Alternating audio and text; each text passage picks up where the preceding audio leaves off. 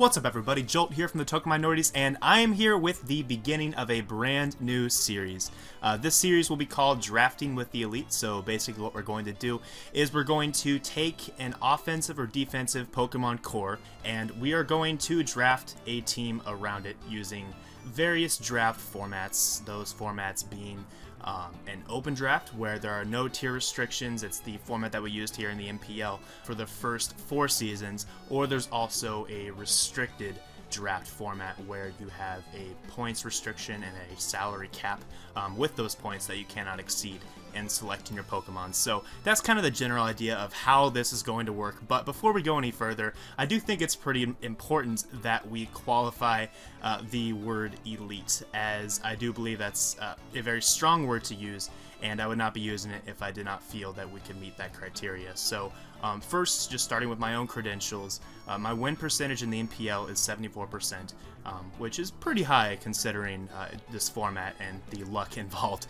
in the format, and that does include 3 consecutive MPL playoff berths by divisional win and a championship appearance this past season. But I'm also joined by another elite draft player, my good friend Danza. Crobat for the win.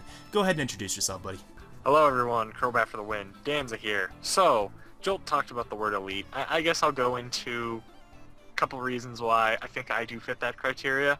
First of all, I have 2 championships under my belt in established draft leagues. I've used Fire Blast Gyarados. I think that's good criteria. I agree. All in all, though, I've just been around for a long time. I've seen so many games. I've played in so many games. I've been active with with March Madness most recently, which was a lot of fun. So I kind of think I know what I'm talking about, maybe somewhat. So seriously, Joel, why did you invite me? I'm not really sure. No, I I'm just kidding. No, he's actually a good player. I'm a good player as well, I believe. So I believe we can provide you with some good information on planning your next draft. So the goal of this series is to give both beginners in draft format and experienced players kind of a platform on which to build their drafts for their upcoming seasons in their leagues. So like I said, this is intended to be both helpful for the beginners and for the experienced players, and we will ask for your assistance along the way in making sure that our content is helping you in your drafting needs. So please do make sure to leave comments if you have any suggestions for us after the video, and we will try to answer those and adapt accordingly. So with that said, I think we can go ahead and move on to the actual draft that we are doing today. So today we are building around a defensive core of Clefable, Mega Scizor, and Slowbro. Now this is a core that's actually commonly seen in Smogon OU, so it's not something that's totally off the wall that we came up with, but it is a very strong core in the format as well. And for those of you who have been following me on this channel for quite a long time, you understand my affinity for Clefable, so I figured it was a good place for us to start this series. So in doing so, there are a group of roles rather, that need to be fulfilled in drafting a team around a defensive core such as this. So first and foremost, select that strong defensive core. In this case, we are doing Clefable, Mega Scizor, and Slowbro, and then fulfill these roles around it, being strong priority options. I recommend 2 or more of those just because strong priority options really do help a defensive core to the point where it's not as much setup fodder for an opponent, as opponents sometimes will like to take advantage of defensive Pokemon by using Swords Dance or Nasty Plot or something like that, and having priority options, or even Dragon Dance is a better example actually of this, as having priority options do help deter your opponent from just clicking Dragon Dance and trying to sweep your team that way. And then we have Stealth Rockers, obviously important, as Stealth Rocks ensure several KOs and also break Focus Sashes. 2+ hazard removers, so defoggers or rapid spinners, 2 or more good speed tiers, and by that I mean things that are base 110 or higher, preferably above base 110, so that's like the Latios and Latias speed tier, but if you can break 110 with a couple Pokemon, that's actually better. Fast is very good in this format, to say the least. And then 1 or more nukes, and by that I mean something that hits really hard, like a Victini type, like a Haxorus type, something that can just break a wall. I probably should have called it a wall breaker, to be honest, but a nuke sounds cooler. So yeah, my favorite example is definitely Mega Pinsir. It just destroys everything. It easily 3-hit KOs, say just regular Hippowdon, 45% damage. 45% damage to a big Yeah. physical wall. So that's Yeah, that's a good definitely. example. And Mega Pinsir would be another example of a Pokemon with a very strong priority option. And I don't... Yeah. No, Pinsir does not get Defog, but it does get Stealth Rock, which is pretty nice as well. So Mega Pinsir would fulfill several of these roles, for example. Yes. So just one more point to make before you continue is that a lot of these roles can definitely overlap, as we just made that Mega Pinsir example. So just be sure to keep that in mind. So then, more roles, just to think about. A ground immunity is generally good, and by immunity, I do not necessarily mean levitate, as there are several Pokemon that have access to both ground moves and Mold Breaker type abilities. For example, Haxorus and Excadrill, both of those hit very hard and have access to Earthquake, Stab Earthquake in Excadrill's case. So an actual ground immunity, meaning a flying type, is something that I highly recommend on a balanced build, especially on a core like this where the entire core is hit neutrally by Earthquake. So you definitely want something that is immune to ground. Yeah, I just wanted to make one additional comment and say that, be sure to not rely on the Air Balloon and Magnet Rise if you don't have to. Those could be fun gimmicks, one game every season maybe, but if you have to rely on them as your ground immunity, not a very good idea. Okay, and then I also recommend an electric immunity, as many balanced teams that are built around a defensive core can be weak to Volt Switch or Volt Turn teams, so teams that like to maintain momentum. And an electric immunity tends to stop that pretty well, particularly if it's a bulky electric immunity, so not like Raichu or Zebstrika type that is immune to Volt Switch due to its ability, but can't take any other hits because it's so frail. So I'm talking about something that's kind of fat and immune to electricity. And then on top of that, a bulky water is really essential, I believe, in draft format, not necessarily only for a balanced team built around a defensive core, but just in general, because there's so many attacks that are just handled by bulky waters, and it's just really convenient to have one on your team. For sure, and I think furthermore we can say that there are enough, at least somewhat decent bulky waters, that even if there were 16 teams, each one can have a decent bulky water. So onto the next couple roles, I'll group these. Completing a Fire Water Grass core and a Dragon Steel Fairy core, I believe, is very important for building a balanced team, just because Fire, Water, and Grass types cover each other's weaknesses very well, in addition to Dragon Steel and Fairy types covering each other's weaknesses very well, especially defensively in the case of Dragon Steel Fairy, but really in both cases offensively they cover each other pretty well. And then a Pursuit Trapper generally is pretty helpful, just because ghosts are very powerful, and especially against balanced teams, particularly a team like this one, with this core having both Clefable and Slowbro very weak to Gengar, for example. The only other role that I would really potentially recommend is having a Toxic Spike or Spike user on your team. That is something that I consider optional, because I believe it only really works well on teams that have a Rapid Spinner and not just defoggers. It also just isn't really a necessity for a successful team. I've seen many successful drafts that did not have a Toxic Spike or Spike user, so it's definitely not a necessity, but it definitely can come in handy. I know, for example, in the NPL for Season 5, there are not very many teams that handle Toxic Spikes very well, and that's just something that you can note whenever you're watching the drafts develop, and you could draft a Toxic Spiker accordingly to try to give yourself an edge on the competition. Couple notes that I do want to bring attention to: try to avoid 4x weaknesses on the Pokemon that you're drafting, because it's so easy for an opponent to run like a Hidden Power or just any coverage move to hit a quad weakness on one of your Pokemon, and you want to avoid that. You don't want to give your opponent any advantage before you even get into the battle if you can avoid it, and the draft is the place to try to avoid that. And here's another fine point, I think. Look at the Mon you're going against. Look at their opposing attacking stat, their opposite one, I should say. For example, Latios goes against a Heatran. Latios has Earthquake. It rarely is a physical attacker, but it can easily 2-hit KO or maybe even OHKO with Earthquake, so it's something to watch out for. And also, just here's one of my own experiences of watching.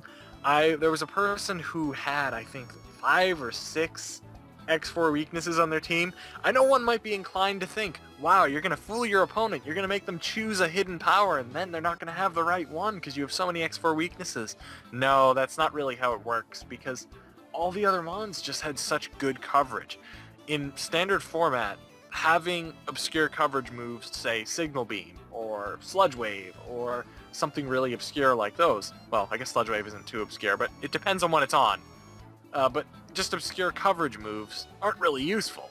But in the format, you can sprinkle Signal Beam here, Signal a random Zen Headbutt here.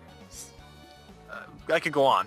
So because of that, it's really kind of easy to hit X4 weaknesses. So definitely try not to have too many. And if you do, certainly like a Mega Scizor, try not to have any other weaknesses or as few as possible. All right, so let's go ahead and kick this off with our open draft version around this core. So for starters, like we mentioned, we are starting with Clefable, Mega Scizor, and Slowbro as our defensive core that we will build around. Clefable, as many of you have seen on this channel already, is a fantastic wall.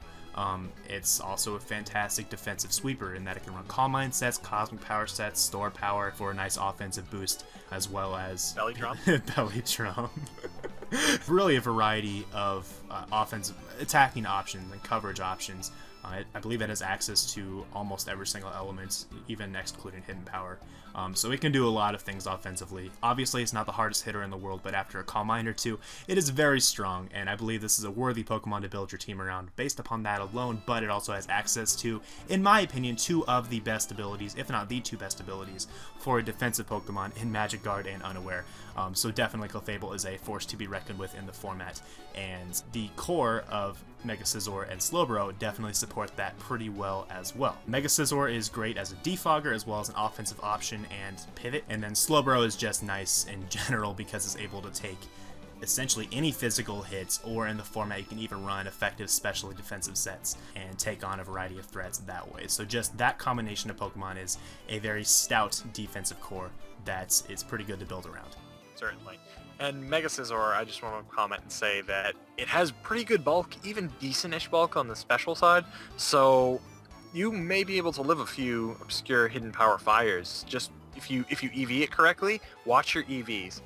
So maybe if you put 252 HP and 60 EVs in special defense, you might be able to easily live an HP fire from a Latios. I don't know what the calc is off my head, I'm just throwing numbers out there, but you might be able to do that, so keep that in mind. Mega Scizor is one of those Pokemon with a 4x weakness that is viable just because it is so bulky naturally, but I still would recommend, even if you're running like a max special defense Mega Scizor, you don't want to take 2 Hidden Power Fires. You probably will die to the second one almost every time. You do not, but certainly, with the amount of unpredictability in this format, it's something you really want to think about, so just keep that in mind. And with regards to Slowbro, I just want to comment and say that Slowbro all around has a fantastic move pool. It has a fantastic ability in Regenerator. Don't be afraid to switch it out. And especially if you get some of the picks that we're going to talk about later, it would be a good idea to just switch around a lot. I think we can move along, and I think our next pick, this is where we would start to deviate from our 3 assumed picks. We'll talk about alternative picks later, but we'll just go with the main ones for now. Our first pick after Slowbro would be Crocodile, which would be a strong stab pursuit trapper. It's got Intimidate, which is, I believe, very important in the format. That's something we should have mentioned above. You should try to have one Intimidate user, I believe, somewhere on your team. They're very helpful utility to have. Crocodile has all-around solid bulk. It runs a great choice Scarf set. It also has Moxie, which can be viable if you run a good Scarf set or maybe a bulk up set. Depends. All in all, though, it has good coverage. It has it has the Thunder Fang, Fire Fang, Ice Fang if you need it. It's got superpower. It has stab knockoff. That's really important, I believe. All in all, great mon to have. Okay, so the next pick that we recommend behind this core is Salamence. Now, Salamence is a very versatile Pokemon, and versatility is incredibly important in the format, as many of you I'm sure are aware. And Salamence is really the definition of versatility in that it can be a powerful physical sweeper, a powerful special sweeper, really a powerful mixed sweeper. In fact, Mixments, or Mixed Salamence, was the set that caused it to get banned in DPP back in the day. So obviously it can run mixed sets very well, but on top of that, it also has Intimidate, which makes it a possibility to be used as a defensive or support Pokemon, and it even has a good amount of supportive moves in that it has access to Wish, Protect, Toxic, Roost, things of that nature. Coupled with incredible coverage, it makes Salamence a very strong Pokemon in the format, in my opinion. Certainly. You know, it actually does kind of play a bit similar to Crocodile, at least if you put it in a defensive role. And did you say Defog as well? I did not say Defog. Good catch. That's pretty That's- important. yes. Granted, it's weak to it. It's weak to rocks, but it's still, if you run an Intimidate set with bulk, you can still take some hits and roost the damage back off or wish the damage back. So it still is a pretty decent defogger if need be for a week or two. All right, so I think we can jump to the next one. Our next pick would definitely be Entei. Granted, Entei is not the absolute most versatile Pokemon in the world, but it has enough moves to work with. I think 99% of the time, you're just going to be spamming Sacred Fire, which is really powerful, especially from an Adamant Entei, and you will really discourage a lot of switch-ins with Sacred Fire. The 50% burn chance is nothing to scoff at. It also gets enough coverage with, let's see, it gets Stone Edge, it gets Iron Head, let's see, it gets Bulldoze if it needs ground coverage. And if you really had to, it could run an obscure hidden power, maybe Calm Mind. And one very important move that hasn't been mentioned yet is Extreme Speed. And that's actually one of the top reasons why Entei is on this team, just because having that powerful priority option in Extreme Speed is so important to have on any roster. As you can outpace anything that's set up, things like a Dragon Dance or an Agility, you can still outpace it. Even if it's a really fast Pokemon like a base 130 or something, you can still hit it for very hard damage, as Entei's most common set is generally a Choice Band. You can hit it very hard in that regard. But also picking up Entei here does give you a strong offensive fire type, which I believe is very important in the format, as well as fire is arguably the best offensive type in the format. So Entei definitely is pretty handy based on that alone. And backed by Sacred Fire, it's the best offensive spammable move, or one of them for sure. One of them, yeah, most definitely. So at this point in the draft, we have completed a Fairy Dragon Steel Core in Clefable, Mega Scizor, and Salamence. And we have a Water type and a Fire type in Entei and Slowbro. So at this point, we felt that it was proper to go ahead and complete the Fire, Water, Grass Core as well, and check that off our roles list. So our top option, we believed, was Tangrowth, and I know Tangrowth is one of Dan's favorites, so I will let him take over here. Oh yes, you are the best, and we love you, Santa Christ. Santa Christ is a god among, a lion among sheep, a god among men, even though it's a plant. But anyways, it has a fantastic move pool all around. It has enough moves in its arsenal to hit quite a lot of things. It's got knockoff. It's got even weird things like Shockwave, which it's basically HP Electric without having to run HP Electric. Which is cool. It has Giga Drain. It has Leaf Storm. It has Leech Seed. It has Sleep Powder. It has Stun Spore. Let's see, what other obscure moves? It gets Sludge Bomb. I want to look this up because, I think this is very important. It's got Ancient Power, which it actually could do some decent work against, say, a switch into Mega Pinsir. It's got Rock Slide. It's got Earthquake. It's got Rock Tomb. It's got Aerial Ace. You can deal with your Chestnuts that way. Let's see, it's got Infestation, which I know our good friend Trev the King loves. It's got Poison Jab. It's got so many different coverage moves here that it hits a lot very well. It's a very strong physical wall. It's got 125 base defense and 100 HP. It also has Regenerator, which completes a fantastic core with Slowbro. Both are hit by bug types, but that's not really a big deal considering that we have Scizor, which takes bug type attacks. We also have Entei, which takes bug type attacks very easily. And Salamence and Clefable both do as well. So yeah, Bug's not too big of an issue. So despite that, you got a really nice Regenerator core here.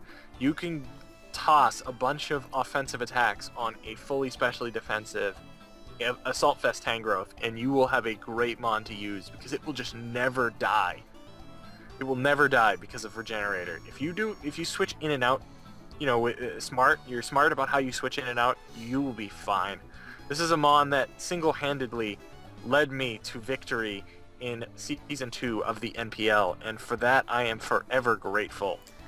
So I'm a little biased, but it is a fantastic mon. I mean, you're right. Tangrowth's a very good Pokemon in the format, in my opinion. Yeah, it's in summary, its overall versatility, its really great defensive prowess, and its ability to be pretty decent offensively. It has great mixed stats. I think it's, let's see, how much special attack? 110 special attack, really strong. 100 attack, great. It does great mixed. Even as Mud Slap. There we go. We got Mud Slap out there. Disgusting. All in all, though, it just has a lot of everything. Heck, it could even be a Chlorophyll set. It has a 50 base speed, but that could be remedied by chlorophyll. I'm just throwing it out there. I've never actually seen it used in the format, but if someone does, please tell me, because I want to see that. Yeah, so from here, we'll go ahead and move on to the next pick that we decided to select. And at this point, we felt that it was probably a good time to go ahead and pick up our fast electric type, in addition to the fact that we really don't have much speed on this team, really speed control in general. We do have some good priority, but our speed is pretty lacking at the moment. So we decided that this was the proper time to select Jolteon as our fast electric type. Jolteon, of course, it hits very hard on the special side and is incredibly fast. Yeah, I'll add on that and just say that I'm not a huge fan of Jolteon's overall coverage options, but that being said, it really doesn't need them. It really just spams Volt Switch or Thunderbolt 80% of the time, and it also has a few extra moves, Shadow Ball, Signal Beam, Hidden Power, which, although it's not the best, it's more than enough for it to use. So, and one other thing to keep in mind, most of the time you won't need to go all the way up to 130 speed. Say your opponent's fastest Mon is Alakazam, which I think has base 115 speed. Make sure you It's EV a little it. faster than that, but yeah. Whatever it is, maybe 120, whatever. I don't remember off my head, but just EV it so that way you can outspeed your opponent's fastest Mon. Consider Scarves too, but assuming everything would outspeed you anyways with a Scarf, if you had max speed, go for your opponent's fastest Mon. Just keep that in mind. You can get some extra bulk, or you could even make it Modest Nature. That's what I was about to say. You can usually run Modest Nature with Jolteon just because it outspeeds so many things naturally, which is pretty nice as well. And it's also worth noting on Jolteon's coverage that the combination of Stab, Thunderbolt, and Hidden Power Ice hits almost everything in the game for neutral damage at the worst. So really, oftentimes that's all you'll really need, and then the other moves are just there for extra super effective coverage. So just in general, Jolteon is able to hold its own quite well in the format. And there's a reason why I believe it actually won MVP or did very well in the GBA. Was that on your team, Danza, by chance? Yes, it was. It was Nice. the MVP. Very nice. So our next choice would be Mesprit, which is an all-around, just strong Mon, all around. It's got good offenses, it's got good defenses, and it has decent 80 speed. So it has a fantastic move pool. It's got all different kinds of moves, all different kinds of coverage moves. So yeah, it gets quite a lot. It's also a levitator, so we don't have to worry about, we have ground immunity essentially, which is always really helpful. It can be a wall, it can be an offensive attacker, it can be a trick user, which is really helpful. Yeah, we didn't talk about trick users. If you have one on your team, you're doing really well. All in all, it just fills so many different roles, I think, very well. It also is a stealth rocker, which is never a bad thing. What else do you think? No, you pretty much covered it, I believe.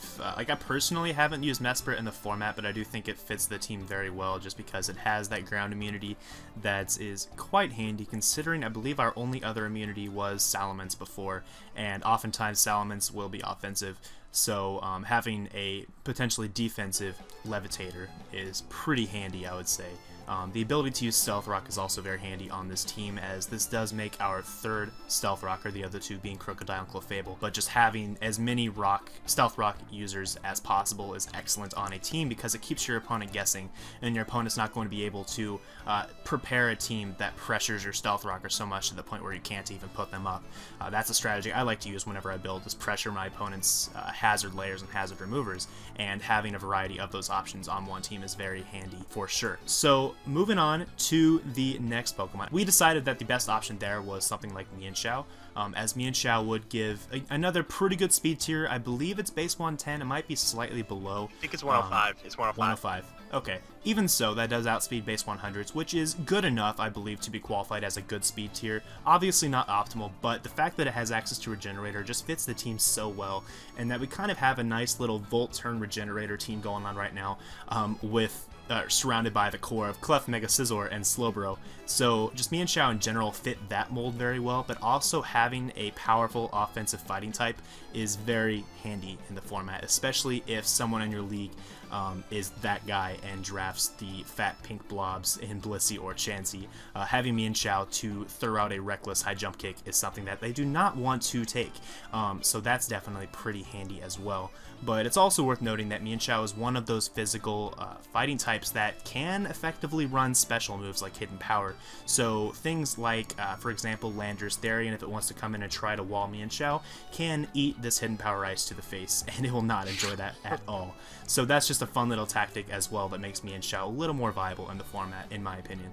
Alright, and we have on the last mon on our list is Regirock, which is a legendary, and I think it could very easily be around this late. This is the 11th round now. It has two pretty good abilities. First one is Clear Body, which it's never a bad ability to have. You can prevent random stat falls. You can also prevent Intimidate, other things like that. Its other ability is Sturdy, which will leave it with 1 HP. Obviously, I think we all know that. But you can choose whichever one based on its ability to get moves. I know that obviously the Sturdy Regirock probably was at an event recently.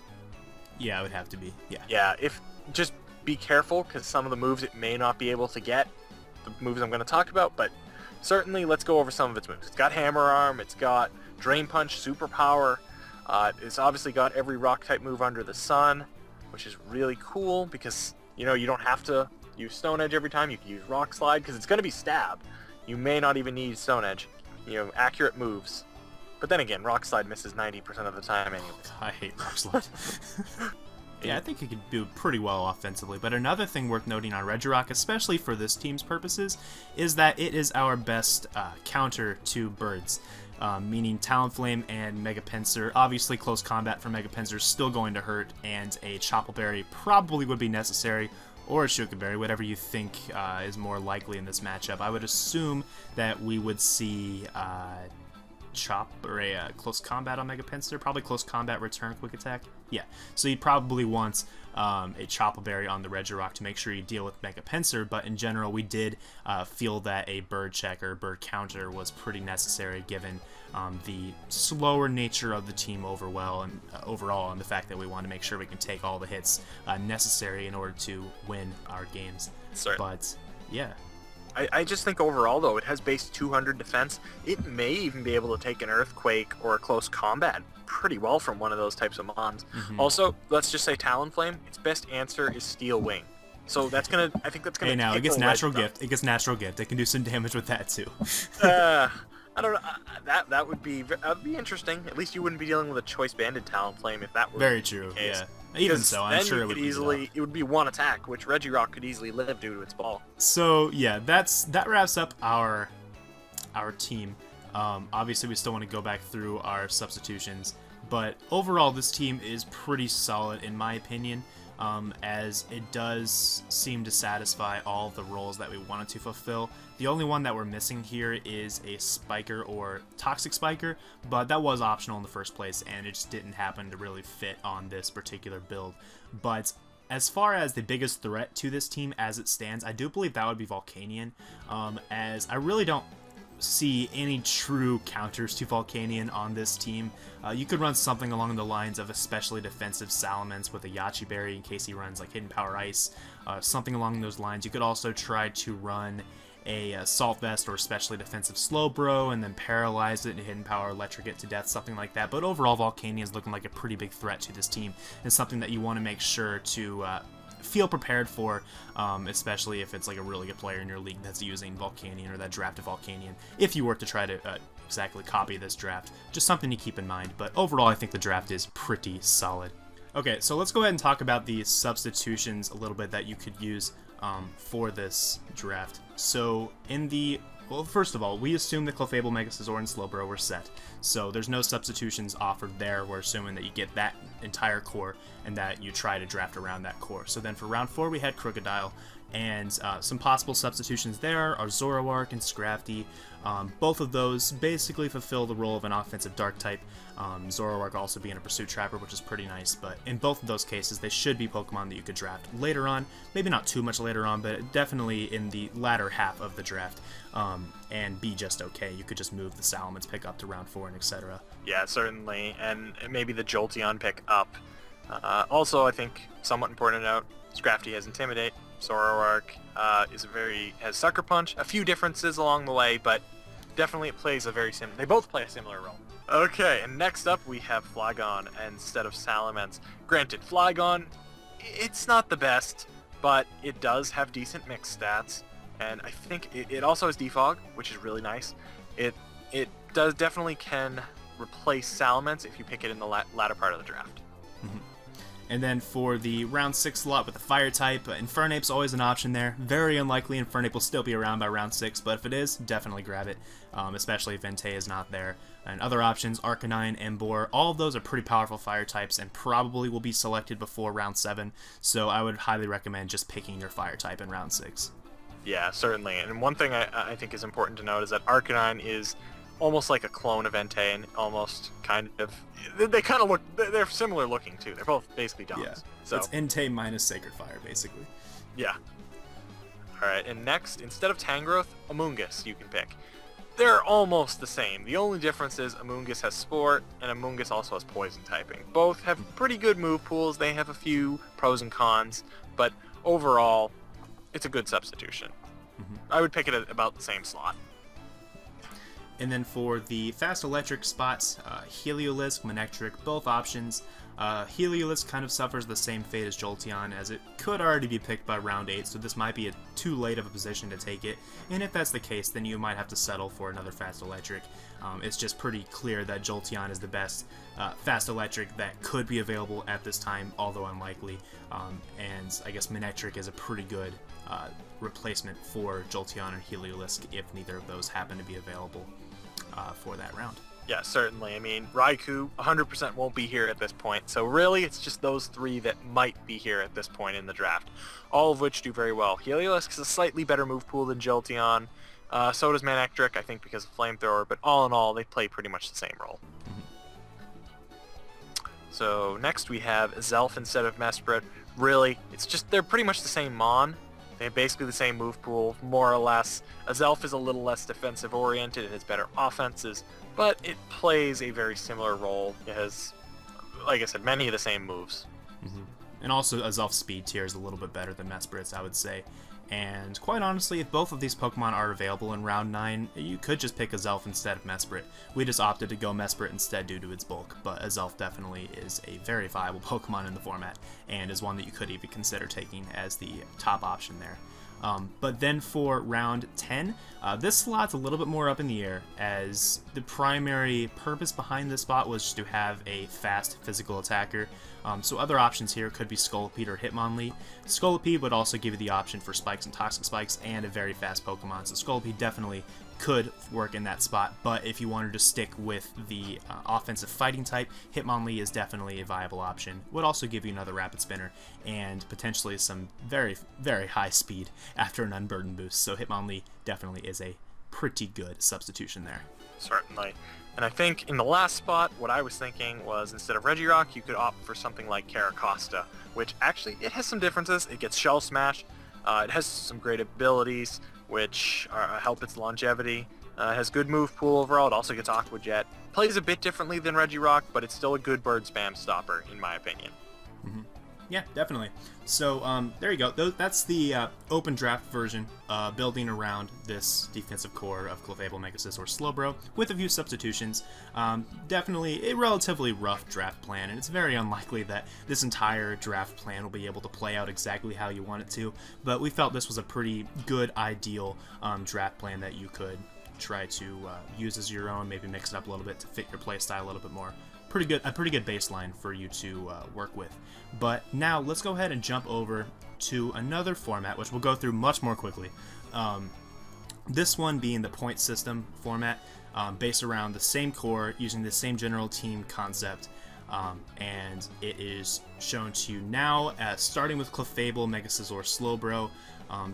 Slowbro actually being relatively cheap, using the NPL point system. For all of these point calculations this time, and that will change from video to video, mind you. But then we add Crocodile, Salamence, Entei, Tangrowth, Jolteon, Mesprit, Hitmonlee, and Caracosta, all totaling up to exactly 125 points, which is the cap essentially for the NPL point totals. So essentially it's the same team as above, except with Caracasa substituted in for Regirock to save a point, and Hitmonlee substituted in for Mienshao to save several points, and I believe nothing else changed? You are correct. That is correct. So that's what we recommend for a restricted draft, point system draft, based upon the NPL system. So yeah, that about wraps up this first episode of the Drafting with the Elite, and I hope you guys enjoyed, but definitely do leave some comments for us, just kind of give some feedback on ways that you think we can improve this series, as we definitely are looking to improve. This was obviously a very rough run through for our first time ever doing this, but regardless, I hope you guys still did enjoy. And also, feel free to leave a comment with suggestions on cores for us to build around, as we do need some places to start for these videos, and we want to do things that people are going to want to see. So if you guys do just tell us some cores that you think would be cool to watch us build around, then feel free to do so, and we will take all suggestions and really try to account for, or try to act on most of them if we can. But yeah, any final words, Danza? Yeah, I'm actually thinking of Feebas, Magikarp, and Suncorn. Suncorn core would be pretty effective. I will let you do that one on your own time. No, other than that, well, I'm glad to have taken part of this. I'm glad to take part in future ones. I'm really excited to get the ball rolling. Yeah, me too. I'm pretty excited for this series as well. So thanks for watching, guys, and we will see you all next week. Rate, comment, subscribe, and peace out.